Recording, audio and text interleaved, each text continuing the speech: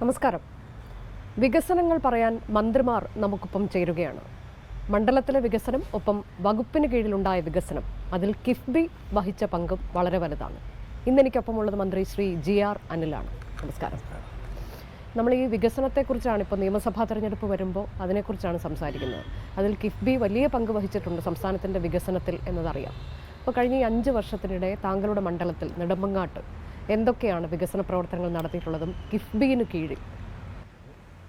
നെടുമങ്ങാട് നിയോജക മണ്ഡലത്തിൽ അഭൂതപൂർവമായ വികസനത്തിൻ്റെ ഒരു കാലഘട്ടമാണ് ഈ കഴിഞ്ഞ 10 വർഷക്കാലം. ഗവൺമെൻറ്റിൻ്റെ സാമ്പത്തിക പ്രയാസങ്ങൾ അത് മറികടക്കാൻ ഗവൺമെൻറ് കണ്ടെത്തിയ ഒരു മാർഗമാണ് കിഫ്ബി എന്ന ധനസ്രോതസ്സ്. കിഫ്ബി വഴി നമ്മൾ സ്വപ്നം കണ്ടിരുന്ന പല പ്രോജക്റ്റുകളും ഇന്നിപ്പോൾ കേരളത്തിൽ യാഥാർത്ഥ്യമാക്കാൻ സാധിച്ചിട്ടുണ്ട്. കേരളത്തിൻ്റെ സംസ്ഥാന അടിസ്ഥാനത്തിലാണെങ്കിലും ജില്ലകളിൽ കേന്ദ്രീകരിച്ച പദ്ധതികളാണെങ്കിലും എണ്ണി പറയാവുന്ന നിരവധി പദ്ധതികൾ നമുക്ക് ചൂണ്ടിക്കാണിക്കാൻ കഴിയും.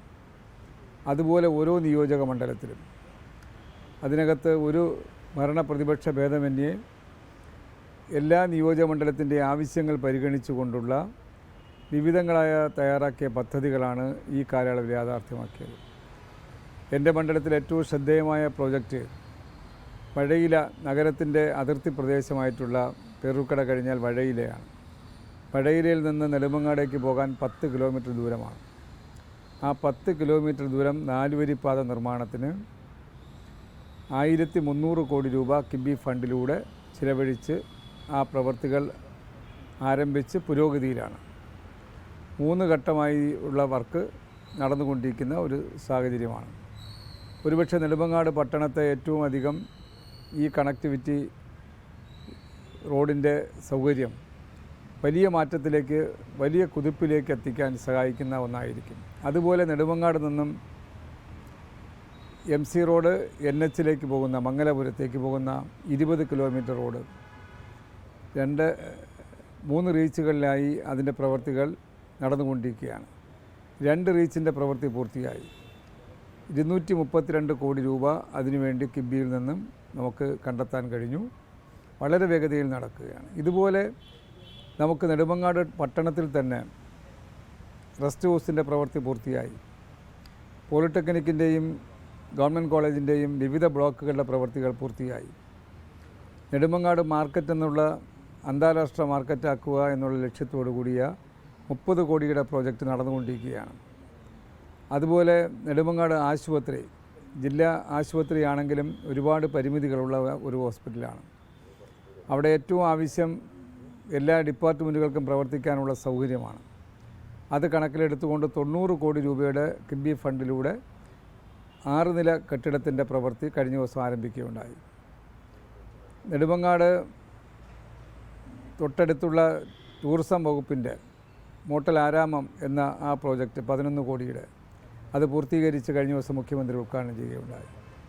ഇങ്ങനെ നമുക്ക് ഓരോ സ്ഥാപനങ്ങളായി എടുത്താൽ ഗവൺമെൻറ്റിൻ്റെ വിവിധങ്ങളായ സ്കൂളുകൾ, 12 സ്കൂളുകളിൽ 89 കോടി രൂപയുടെ നിർമ്മാണം പൂർത്തീകരണ ഘട്ടത്തിലും പൂർത്തീകരിച്ചതുമായ സാഹചര്യത്തിലാണ്. അതുപോലെ taluk office, RDO office, revenue tower, പോത്തങ്കോടാണെങ്കിലും നെടുമങ്ങാടാണെങ്കിലും 20 കോടിയിലധികം രൂപ ചെലവഴിച്ച് 2 സ്ഥലങ്ങളിൽ അതിനുള്ള സൗകര്യമൊരുക്കി. ഗവൺമെൻറ്റിൻ്റെ വിവിധങ്ങളായ സർക്കാർ ഓഫീസുകൾ, വില്ലേജ് ഓഫീസ് മുതലുള്ള വിവിധ ഓഫീസുകൾ സാധാരണ എല്ലാം ബഡ്ജറ്റിലൂടെയുള്ള വർക്കുകളാണ് ഇതിനെല്ലാം വേണ്ടി ഉപയോഗിക്കുന്നത്. ആ ബഡ്ജറ്റിൻ്റെ പരിമിതി കണക്കിലെടുത്തുകൊണ്ട് പലപ്പോഴും 2ഉം 3ഉം ഗവൺമെൻറ്റുകൾ കഴിഞ്ഞാലും അത് പൂർത്തിയാകാത്ത സാഹചര്യമാണ് നമുക്ക് കാണാൻ കഴിയുന്നത്. എന്നാൽ കിഫ്ബി ഫണ്ട് ഉപയോഗപ്പെടുത്തിക്കൊണ്ട് ഒരു ഗവൺമെൻറ് കാലയളവിൽ ആരംഭിച്ച പദ്ധതി ആ ഗവൺമെൻറ് കാലയളവിനുള്ളിൽ പൂർത്തീകരിച്ച് ജനങ്ങൾക്ക് സമർപ്പിക്കാൻ കഴിയുന്ന ഒരു സാഹചര്യം ഉണ്ടായത് കിഫ്ബി എന്ന ധനസ്രോതസ്സിൻ്റെ പ്രയോജനം കൊണ്ട് തന്നെയാണ്. അതുകൊണ്ട് കേരളത്തിൻ്റെ മുഖച്ഛായ മാറുന്നതിൽ ഓരോ ഗ്രാമങ്ങളുടെയും നഗരങ്ങളുടെയും ഇന്ന് കാണുന്ന രീതിയിലേക്കുള്ള വലിയ മാറ്റത്തിലേക്ക് എത്തിച്ചത് കഴിഞ്ഞ 10 വർഷത്തെ ഗവൺമെൻറ്റിൻ്റെ ദീർഘവീക്ഷണത്തോടു കൂടിയ കിഫ്ബി ഫണ്ടിൻ്റെ ഉപയോഗമാണ്. ലക്ഷ്യമിട്ടതിനേക്കാൾ എത്രയോ ഇരട്ടി, 1,10,10,000 കോടി രൂപയുടെ കിഫ്ബി ഫണ്ടിൻ്റെ വികസന പ്രവർത്തനങ്ങൾ പൂർത്തീകരിച്ചതും നടന്നുകൊണ്ടിരിക്കുന്നതുമായിട്ടുള്ള സാഹചര്യമാണ് ഇന്ന് കേരളത്തിലുള്ളത്.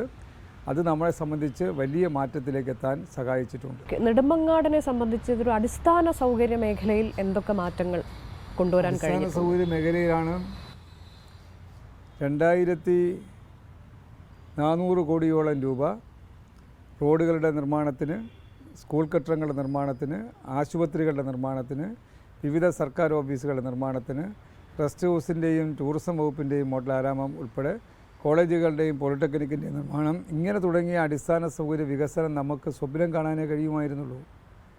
ഒരു 3-4 കോടി രൂപയാണ് ബഡ്ജറ്റിലൂടെ ഇത്തരം സ്ഥാപനങ്ങൾക്ക് അനുവദിക്കാൻ കഴിയുന്നത്. എന്നാൽ അതിൻ്റെ ആവശ്യകത, അതാണ് ഞാൻ എടുത്തു പറഞ്ഞ മാർക്കറ്റ്, ആശുപത്രി, ഇതെല്ലാം അതിൻ്റെ രൂപീകരണ ഘട്ടം മുതൽ ഒരു നൂറ്റാണ്ട് കഴിഞ്ഞിട്ടും യാതൊരു പുരോഗതിയും വരുത്താൻ നമുക്ക് കഴിഞ്ഞിട്ടില്ല. അവിടെയെല്ലാം അഭൂതപൂർവമായ മാറ്റമാണ് ഇന്നിപ്പോൾ ഉണ്ടായിട്ടുള്ളത്. അറവുശാലയാണെങ്കിൽ, അതുപോലെ മാർക്കറ്റാണെങ്കിൽ, ആശുപത്രിയാണെങ്കിൽ, ട്രാൻസ്പോർട്ട് ബസ് സ്റ്റാൻഡാണെങ്കിൽ, ഗസ്റ്റ് ഹൗസ്, റെസ്റ്റ് ഹൗസ് ആണെങ്കിൽ, ഇതെല്ലാം നഗര ഹൃദയഭാഗത്ത് സ്ഥിതി ചെയ്യുന്ന വിവിധ ഓഫീസുകളാണ്. ഇതെല്ലാം വീർപ്പുമുട്ടുന്ന സ്ഥിതിയായിരുന്നു ഉണ്ടായിരുന്നത്. അത് വലിയ മാറ്റത്തിലേക്ക് നമുക്ക് വഴിതെളിക്കാൻ കഴിഞ്ഞിട്ടുണ്ട് എന്നതാണ്. അതിലേറ്റവും പ്രധാന റോഡുകളാണ്. BMBC നിലവാരത്തിലേക്ക് റോഡുകൾ മാറിയെന്ന് പറഞ്ഞാൽ ആ മണ്ഡലത്തിലെ നിരവധി റോഡുകൾ, PWD റോഡുകളിൽ ഇനി ഒരു റോഡ് പോലും BMBC നിലവാരത്തിലേക്ക് എത്താനില്ല. അത് ആ മാറ്റം ചെറിയ മാറ്റമല്ല. അതെല്ലാം 50, 60, 70 വർഷക്കാലത്തെ കാത്തിരിപ്പിൻ്റെ പരിഹാരമാണ് ഉണ്ടാക്കാൻ കഴിഞ്ഞിട്ടുള്ളത്. അതുപോലെ കുടിവെള്ളത്തിന് 238 കോടി രൂപയാണ് കുടിവെള്ള പദ്ധതിക്ക് വേണ്ടി.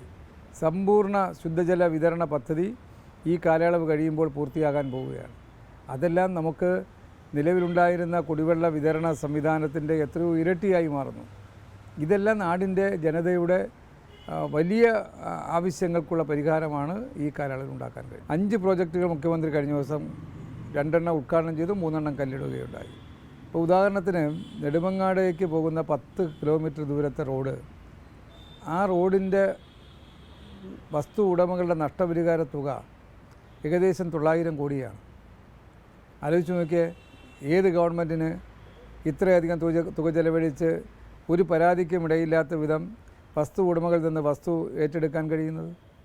നമുക്ക് നഗരത്തിൽ തിരുവനന്തപുരം എന്ന പട്ടണത്തിനകത്ത് തന്നെ വട്ടിയൂർക്കാവ്, പേരൂർക്കട, ശ്രീകാര്യം, ഇങ്ങനെ തുടങ്ങി എണ്ണി പറയാവുന്ന എത്രയോ കേന്ദ്രങ്ങൾ, അതിനെല്ലാം വസ്തു ഉടമകൾക്ക് ഒരു പരാതിക്കും ഇടയില്ലാത്ത വിധം അവരാഗ്രഹിച്ചതിനേക്കാൾ കൂടുതൽ തുക നൽകി, കോമ്പൻസേഷൻ നൽകി വസ്തു ഏറ്റെടുക്കാൻ കഴിഞ്ഞതുകൊണ്ടാണ് ഈ വികസനം യാഥാർത്ഥ്യമായത്.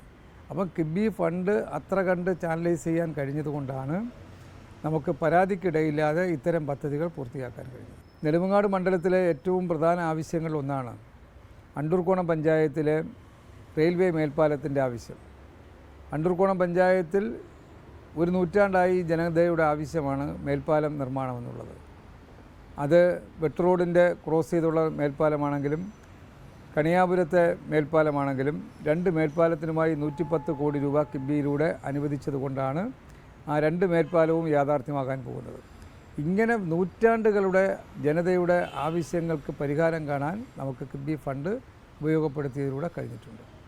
റവന്യൂ വകുപ്പിൻ്റെ 2 കേന്ദ്രങ്ങളിൽ, ഒന്ന് പോത്തങ്കോട് കേന്ദ്രീകരിച്ചുകൊണ്ട് revenue tower, mini civil station, അതുപോലെ നെടുമങ്ങാട് കേന്ദ്രീകരിച്ചുകൊണ്ട് RDO ഓഫീസ് അടക്കമുള്ള റവന്യൂ ഓഫീസുകളെ ഒരു കുടക്കീഴിൽ കൊണ്ടുവരുന്ന തരത്തിലുള്ള റവന്യൂ ടവർ, ഈ 2 പദ്ധതികളും ജനങ്ങളെ സംബന്ധിച്ച് വലിയ ആശ്വാസകരമാകുന്ന ഒരു സാഹചര്യമാണ് ഉണ്ടാക്കാൻ കഴിഞ്ഞത്.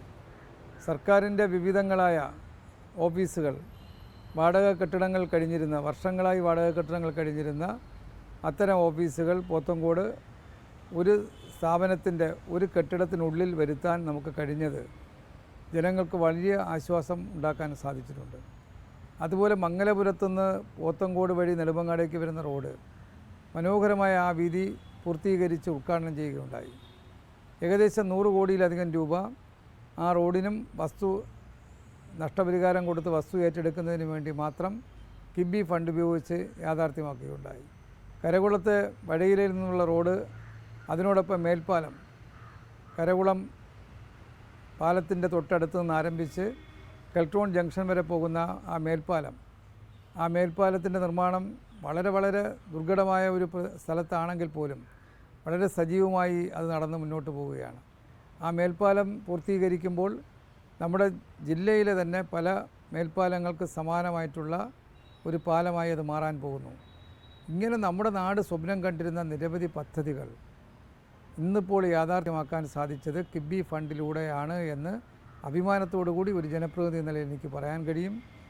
നമ്മുടെ നാട്ടിലെ നിരവധി ആവശ്യങ്ങൾ, ഇപ്പോഴും ജനങ്ങളുടെ നിരവധിയായിട്ടുള്ള ദീർഘകാലത്തെ ആവശ്യങ്ങൾ കിഫ്ബി ഫണ്ടിലൂടെ യാഥാർത്ഥ്യമാക്കാനുള്ള നിർദ്ദേശങ്ങൾ ജനങ്ങൾ തന്നെ നമ്മുടെ എല്ലാം മുന്നിലേക്ക് കൊണ്ടുവരുന്നുണ്ട്. അത് യാഥാർത്ഥ്യമാക്കാൻ കഴിഞ്ഞത് ഈ ധനസ്രോതസ്സ് നമുക്ക് ഉപയോഗപ്പെടുത്താൻ സാധിച്ചതുകൊണ്ട് മാത്രമാണ്. അപ്പോൾ വികസനത്തെക്കുറിച്ച് കിഫ്ബിയെക്കുറിച്ച് സംസാരിക്കുകയായിരുന്നു മന്ത്രി ശ്രീ GR അനിൽ. ലോകത്തെവിടെയായാലും ഏത് സമയത്തും 24 വാർത്തകളും ഓഗ്മെന്റഡ് റിയാലിറ്റി പാക്കേജുകളും എക്സ്പ്ലെയിനറുകളും വിശദമായി കാണാൻ ഞങ്ങളുടെ യൂട്യൂബ് ചാനൽ നിങ്ങൾക്ക് സബ്സ്ക്രൈബ് ചെയ്യാം.